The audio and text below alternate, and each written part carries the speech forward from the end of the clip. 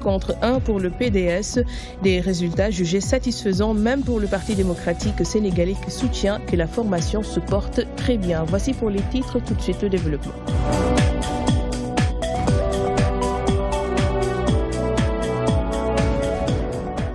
L'autorité de régulation des télécommunications et des postes a décidé de réduire la sanction infligée à la Sonatel pour manquement au droit à l'information. Au lieu de 13 milliards, la société va verser 1,5 milliard de francs CFA, selon le directeur de cabinet du ministre des Télécommunications et des Postes. Le collège de l'autorité de régulation n'a fait que rendre une décision après examen. Voici Malik Ndiaye au micro de notre reporter. La RTP est une autorité administrative indépendante avec un collège de régulation qui prend des décisions. Et la première décision a été prise par le collège sur la base des informations dont il disposait pour appliquer la sanction, pour appliquer une sanction. Cette sanction a été prise. La loi permet également à celui qui est sanctionné de faire un recours auprès de celui qui a fait cette sanction-là en lui donnant des informations complémentaires. Et l'ensemble de ces informations ont été analysées par le collège de régulation qui est revenu sur cette décision-là en motivant, si vous regardez la décision, vous verrez que tout est motivé. Toutes les considérations qui ont été prises sur la base de nouvelles informations qui sont arrivées et qui ont permis au collège de revenir sur cette décision et de réduire l'amende. Il n'y a pas de commentaire particulier à faire là-dessus. C'est dans l'ordre des choses qu'une autorité puisse prendre une décision et qu'une voie de recours soit ouverte et que l'autorité puisse revenir sur cette décision sur la base de nouvelles informations qui sont arrivées. Suite au recours déposé par la Sonatel, le collège des administrateurs de la RTP a décidé donc de revoir à la baisse l'amende infligée à la Sonatel, une décision qui offusque le président de l'association sénégalaise des utilisateurs des TIC ainsi que le secrétaire général du syndicat des travailleurs de la Sonatel. Ces derniers soutiennent que l'autorité manque de rigueur et qu'elle n'est pas en mesure de résoudre les problèmes des abonnés. Plus de précisions avec Ndeye Fatim Lo. Sur les 13 milliards que la Sonatel devait payer après avoir été sanctionnée par la RTP, désormais, elle ne devra payer que 1,5 milliard. Une décision qui surprend plus d'un, surtout le syndicat des travailleurs de Sonatel qui estime qu'il a affaire à des amateurs. Vous ne pouvez pas comprendre un État qui donne, la RTP qui donne quitus à Sonatel pour le renouvellement de la convention de concession et quelques jours après, que l'État ou bien l'ARTP puisse revenir et nous dire que finalement il y a une sanction parce que Sonatel n'a pas respecté. C'était une surprise. Et aujourd'hui, bon, l'État revient pour baisser le dos. Voilà, le secteur des télécommunications, en tout cas par rapport à l'État, c'est malheureux, mais nous avons affaire à des amateurs. Même son de cloche du côté du président de l'association sénégalaise des utilisateurs des TIC. Il trouve que cette décision ne fait que confirmer le manque de professionnalisme de la RTP. La RTP n'a pas respecté la loi. La loi dit que quand l'autorité prend une décision de sanction ou bien de mise en demeure contre un opérateur, cette décision doit être publiée. En 2007, quand la Sonatel avait été sanctionnée pour mauvaise qualité de service, la décision avait été publiée. En 2007 toujours, quand la Sonatel a été sanctionnée pour mauvaise qualité de service, la décision avait été attaquée par la Sonatel devant le Conseil d'État. Aujourd'hui, nous ne voyons ni l'un ni l'autre. Selon lui, la RTP ne travaille pas pour les Sénégalais puisque les abonnés font face à de nombreux problèmes qui ne sont jusque-là pas résolus. Aujourd'hui, la RTP, dans tout ce qu'elle pose, les Sénégalais ne s'y retrouvent pas. Les problèmes des Sénégalais, c'est des problèmes de couverture réseau. Les tarifs sont excessivement chers. Vous avez des SMS intempestifs des opérateurs. Dans ce pays, il n'y a qu'un seul opérateur qui peut vous donner le réseau Wi-Fi. Voilà un ensemble de chantiers et de priorités sur lesquels la RTP devrait travailler. Elle ne l'a jamais fait. Pour y remédier, l'association a porté plainte contre la Sonatel auprès de la RTP. Mais jusque-là, aucune sanction n'a été prise. D'ici peu, si rien n'est fait, elle portera l'affaire en justice. Sit-in des agents de l'opérateur téléphonique Expresso devant leur agence, au quartier Santiaba de Ziguinchor. Ils réclament plus de 6 mois d'arriérés de salaire. Ces travailleurs ont profité de l'annonce de la visite du directeur commercial d'Expresso à Ziguinchor pour se faire entendre. Voici leur porte-parole au micro de Mami Tadjata. Colère contre notre DG Didier Amish, Mam Amat Ngom. Il nous doit des mois de salaire. Parmi certains de nos camarades, il y a certains qui ont resté 6 mois sans salaire. C'est pas normal. On travaille, on a signé un contrat avec lui depuis le mois d'octobre. Depuis 9 mois, on n'a pas reçu de contrat, ni de bulletin de salaire, ni attestation de salaire. Il ne cotise pas à nous, à l'IPREM, à l'IPRES. Pendant la fête de Tabaski, il a payé tous les promoteurs et ROSEF du Sénégal, sauf Ziguinchor et Tamba. On est allé interpeller l'inspecteur du travail. Il a constaté Amish. On l'a appelé, il n'a pas répondu. Le directeur commercial doit être là, il a essayé de dépêcher quelques personnes pour essayer de camoufler ça. Nous voulons qu'Amish cesse, paye ses travailleurs et respecte ses travailleurs. C'est ce que nous revendiquons. Les télécommunications et les postes injectent 6,9% dans le PIB national. Elles entendent atteindre les 10% d'ici à 2025. Plus de 1300 milliards de francs CFA sont investis dans le secteur numérique pour améliorer l'offre de qualité de service et permettre au Sénégal de gagner des classes dans le classement mondial. Un atelier de partage et de validation de la stratégie Sénégal numérique 2025 a eu lieu ce jeudi en présence de notre reporter Ndeye Aram Touré. Dans le domaine du numérique, le Sénégal assure le leadership dans la sous-région en matière d'infrastructures et services. Cependant, au niveau international, des efforts restent à faire. Dans la stratégie Sénégal numérique 2025, plus de 1000 milliards seront investis pour combler les manquements notés. Le Sénégal aujourd'hui est le premier pays africain où la contribution de l'Internet dans le PIB est le plus élevée. Donc nous dépassons même certains pays du Nord. Globalement, la stratégie est évaluée à 1300 milliards environ. Et sur ces 1300 milliards, il faut noter que rien que les investissements des opérateurs de téléphonie sur les technologies 4G et sur toutes les autres technologies, dans les 10 prochaines années, va atteindre 1000 milliards. Pour la 4G, le Sénégal compte étendre le réseau progressivement les années à venir. Le directeur de cabinet du ministre des Télécommunications et des Postes précise que cette nouvelle technologie nécessite des investissements. La licence a été accordée il y a juste quelques mois et le déploiement des services de la 4G vont se dérouler sur un certain nombre d'années.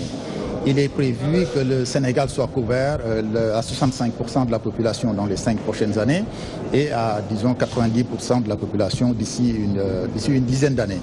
Donc c'est des taux assez élevés, c'est des contraintes de couverture qui ont été imposées à l'opérateur à qui la licence a été accordée. Donc progressivement, dans les semaines et les années à venir, il va y avoir un déploiement de la 4G. La branche télécommunications et postes ambitionne d'améliorer son taux de contribution au PIB national de 6,9%. Elle se fixe comme objectif 10% d'ici 2025. Pour ce faire, la tutelle a lancé le processus d'actualisation globale du cadre juridique. Le ministre de la fonction publique a tout faux déclaration du secrétaire général du Sud-Just. Il accuse le ministre de vouloir modifier les engagements pris avec le gouvernement. Il entend saisir le Premier ministre, mais également commencer à dérouler la 3e phase de leur plan d'action. Les détails avec Fatou Bintou Diagne. La réponse du Sud-Gist ne s'est pas fait trop attendre. Après le communiqué du ministre de la fonction publique, selon leur secrétaire général, elle a pris le contre-pied de la réalité. Par conséquent, elle remet en question les engagements pris entre le gouvernement et le syndicat. Franchement, je crois que c'est manquer de respect aux Sénégalais que de leur dire que le Sud-Gist n'était pas convoqué à une telle rencontre. Parce que ce n'est pas de l'habitude du Sud-Gist d'aller là où il n'est pas invité. Le directeur de la fonction publique, tout comme le ministre de la fonction publique, sont en train de modifier des mesures arrêtées par le gouvernement et le Sud-Just. C'est très grave. Lorsque le gouvernement s'engage à l'endroit d'un syndicat, les serviteurs de l'État doivent veiller à la bonne exécution de ces mesures. Le Sud-Gist ne compte pas en rester là. Il va dérouler la 3e phase de son plan d'action. Nous allons saisir le premier ministre parce que nous sommes dans un état de droit, nous sommes dans un système organisé. Mais nonobstant cela, le Sud-Just avait déjà déroulé 2 plans d'action. Et aujourd'hui, il était prévu que cette semaine qu'on déroule notre 3e plan d'action. Mais vous savez, nous sommes au Sénégal et les lendemains de la Tabaski sont une réalité.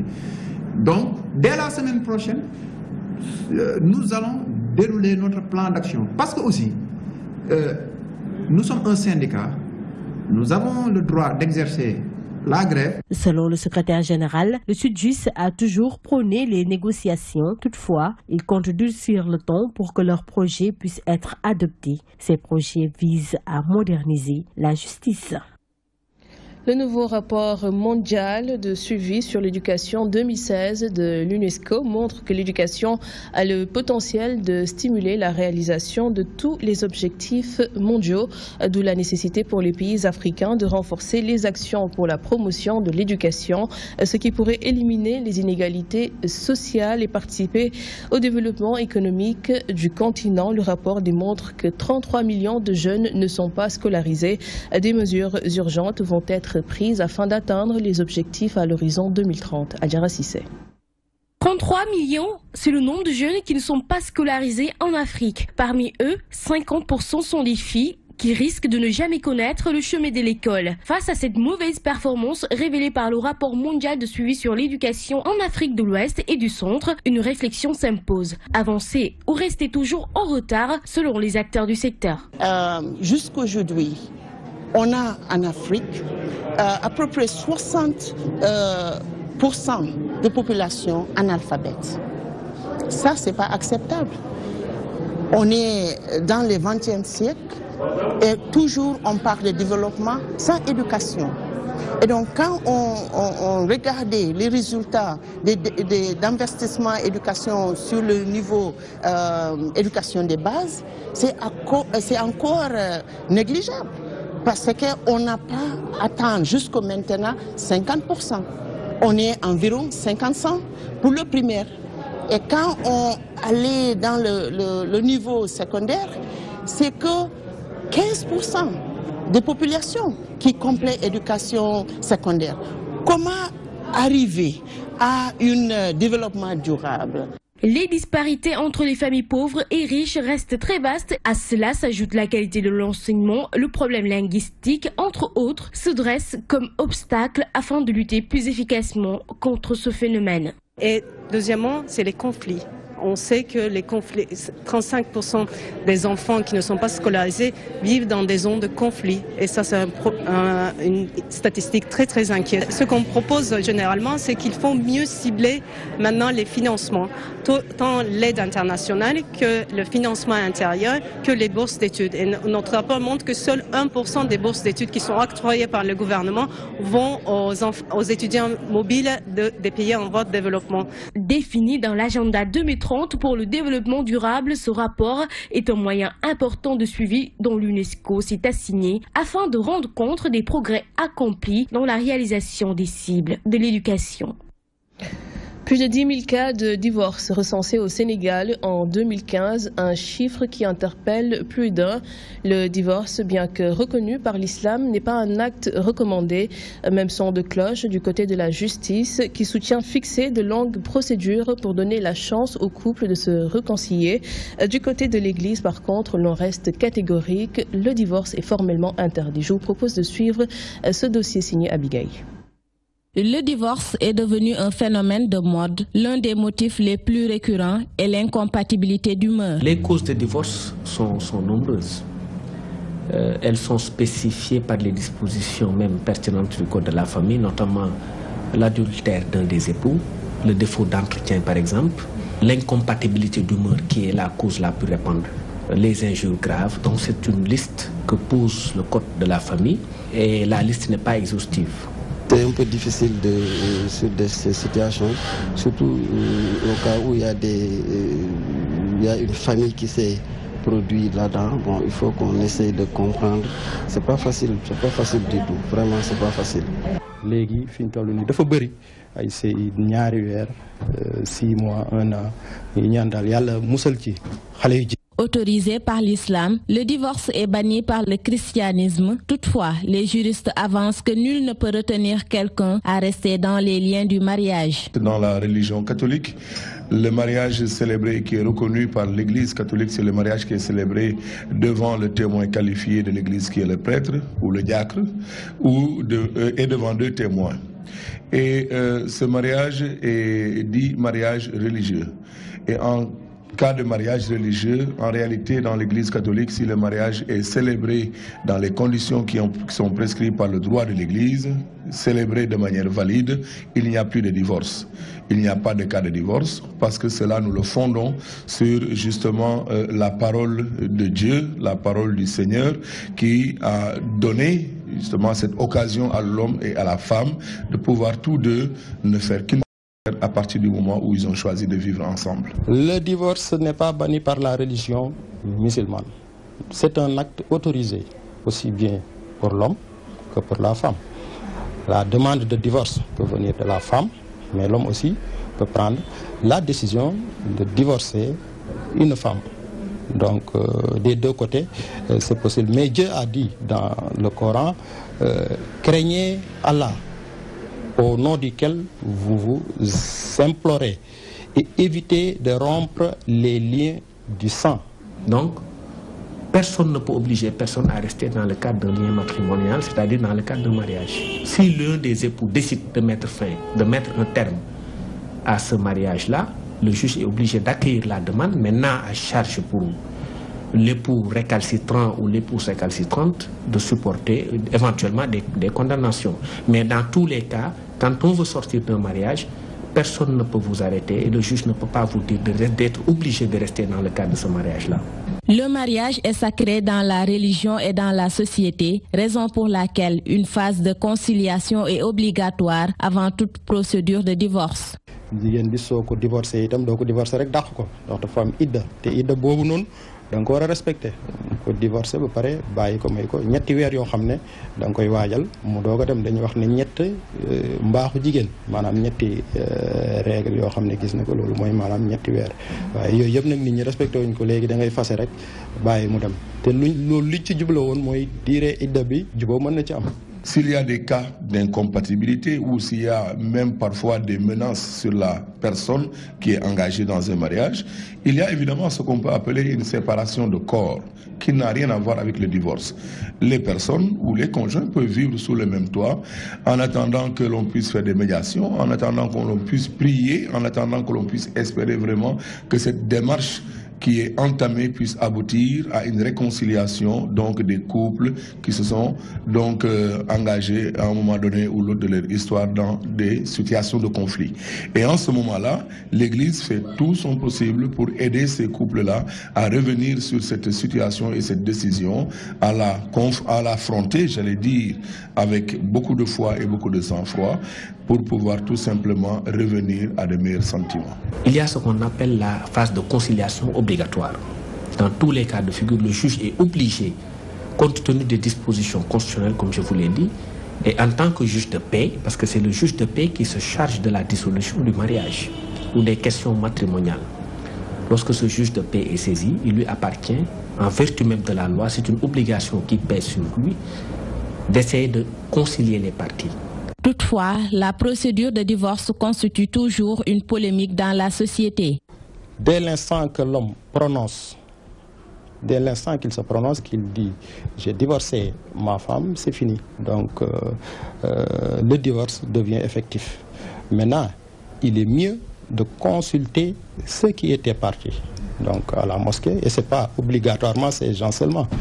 Donc n'importe qui peut témoigner. L'essentiel est qu'il soit un homme responsable. Et le divorce peut être un acte verbal prononcé devant la femme, mais aussi on peut le faire même par une lettre écrite ou bien par téléphone. Que seul le juge peut prononcer le divorce. On vous dit que le mariage peut être coutumier, mais le divorce est nécessairement judiciaire. Si le juge maintenant n'arrive pas à prononcer ce divorce et que l'un des époux et l'épouse et l'outrecuidance, la dame, de se remarier, elle aura commis un délit de bigamie. Les 2/3 des mariages au Sénégal se soldent par un divorce, l'incompatibilité d'humeur, l'adultère, les propos injurieux, autant de facteurs qui font que les unions ne durent que le temps d'une rose. Selon les religieux, ce phénomène pouvait être évité si on se fiait aux enseignements du prophète, paix et salut sur lui. Politique à présent, l'Alliance des forces de progrès rafle 7 conseillers sur les 80 élus du Haut Conseil des collectivités territoriales. Le Parti démocratique sénégalais, lui, ne bénéficie que d'un seul siège, un bilan jugé satisfaisant par les partisans de ces deux formations. Cependant, du côté de l'AFP, l'on refute tout compromis dans la répartition des postes à pouvoir, estimant que les sièges obtenus sont mérités pour le PDS. Par contre, de tels résultats ne signifie pas que le parti est en chute libre. El Haj Moussabey. 80 sièges du Haut Conseil des collectivités territoriales étaient à pourvoir. Sur ce quota, l'AFP bénéficie des 7 et le PDS se contente d'un conseiller. Départ jugé satisfaisante par les partisans. Aujourd'hui, nous avons gagné le département de Bounkiling, mais à Dakar, n'oubliez pas que le PDS était en coalition avec Tahaou Dakar et nous avons créé une coalition dénommée And Tahaou Dakar. À ce niveau également, la victoire du Parti démocratique sénégalais est claire. C'est une élection. L'AFC a gagné 7 postes de conseil, de haut conseil territorial. Et je m'en réjouis. Parce que c'est des camarades qui se battent depuis très longtemps pour porter haut le flambeau de l'espoir. Avec les résultats du PDS qui a pris part aux joutes en coalition, d'aucuns y voient une perte de vitesse pour la deuxième formation politique au Sénégal. Hassan Ba, membre du comité directeur du parti, recadre le camp d'en face. En 2014, lors des municipales, nous avions gagné à nous seuls, le PDS à lui seul, ou quelquefois en coalition, plus d'une centaine de collectivités locales.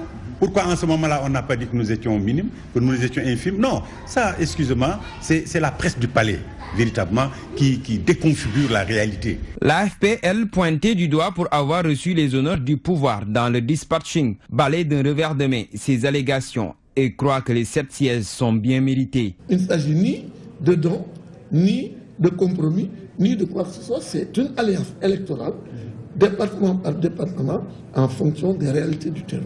Le PS, qui a obtenu 10 des 80 sièges, a été interpellé en vain. L'UCS d'Abdoulaye Baldé sera quant à lui représenté par 2 conseillers. Pour ce qui est du quota des 70 conseillers restants, le dernier mot revient au président de la République, qui se chargera des nominations. Une note de sport dans ce journal et nous parlons football, précisément de la CAN 2017 qui aura lieu au Gabon. L'équipe nationale du Sénégal ne pourra pas compter sur ses 2 joueurs, Pape Ndiaye Souaré et Chermeng, victimes respectivement de blessures par accident et blessures sur le terrain. Des sportifs ont été interpellés sur la question. Selon eux, le Sénégal ne devrait pas nourrir d'inquiétude. Ibrahim Fall.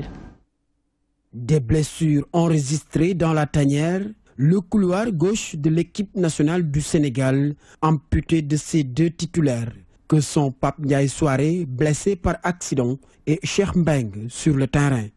Une situation diversement appréciée par ces sportifs. C'est très mal tombé et connaissant un joueur de football qui veut tout le temps s'entraîner, qui veut tout le temps jouer au football, surtout si c'est une grave blessure, ça stoppe sa progression, ça stoppe le plaisir de jouer au football, le plaisir de s'entraîner et je pense que c'est pas une bonne chose pour un footballeur. Nos entraîneurs de l'équipe nationale ne croient pas à notre football local. Pourquoi s'inquiéter s'il y a des joueurs de l'équipe nationale qui sont blessés?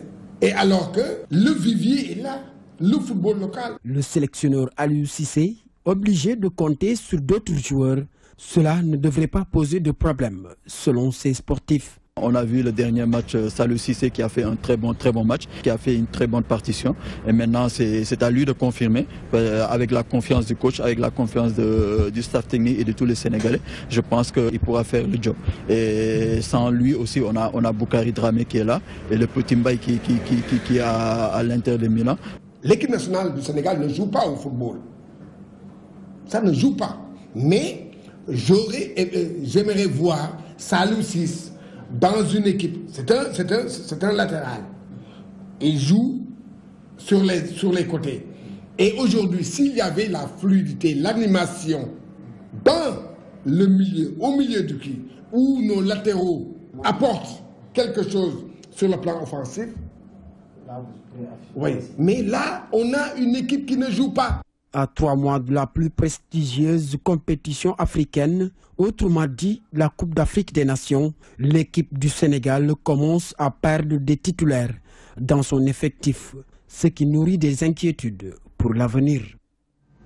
Et voilà ce qui met un terme à ce journal. Merci de nous avoir suivis. L'information revient demain à 13h. Ce sera en Wolof. Quant à moi, je vous retrouve à 20h pour la grande édition du soir en français. Très bonne suite des programmes sur la DTV.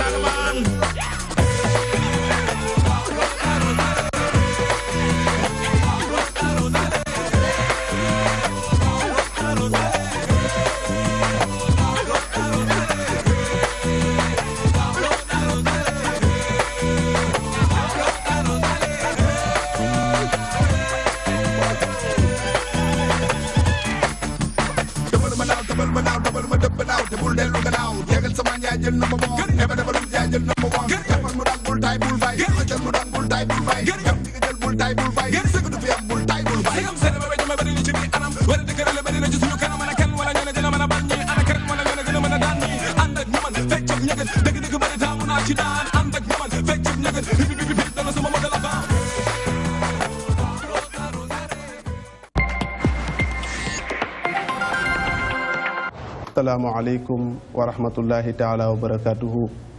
Mbokki téléspectateur Dunya TV ñoo ngi leen di nuyu foo leen mën a nekk ci àdduna ci seen émission bi di Majalisul Ulama di jataay borom xam-xam yi.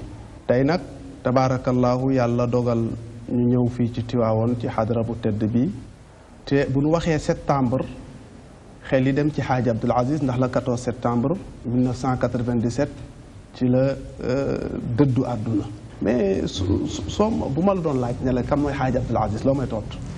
waaw su dama la ne El Hadj Abdul Aziz mooy Seydi Hadji Malick rek ndax loolu mu wax ci Seydul Wujud ni xat saqaani yàlla nandal na ko ci géeju cofeelu rasulillahi sallallahu alayhi wa sallam te Cheikh na Tidiane la ko jëkk a wax te ba mu koy wax en l'âge de ñii ni 10 ans ñii ni en l'âge de 12 ans ñii ni en l'âge de 20 ans boobu naan xat saqaani min faydihi bil banaani booba mag ñëpp.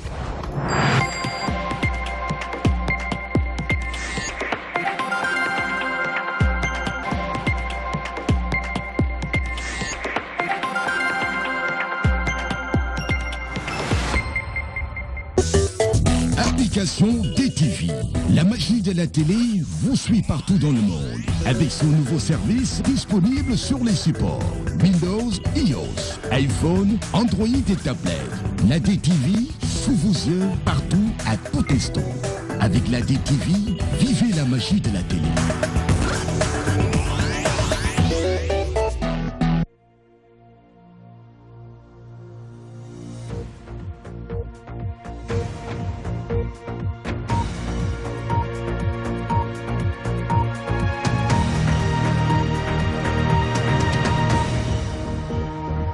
Bonsoir à tous, heureux d'être avec vous dans BBC Info. On est ensemble pendant 15 minutes. Voici les titres de l'actualité.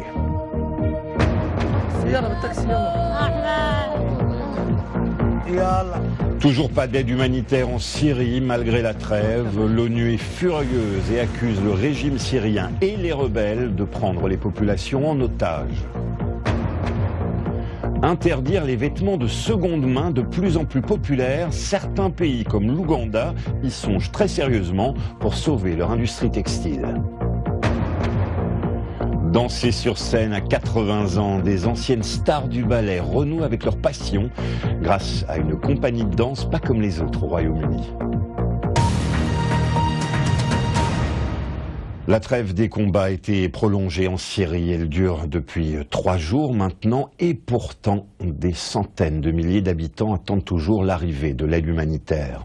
L'ONU est en colère et a exhorté le régime syrien à débloquer immédiatement la distribution de l'aide en fournissant notamment les permis nécessaires. L'ONU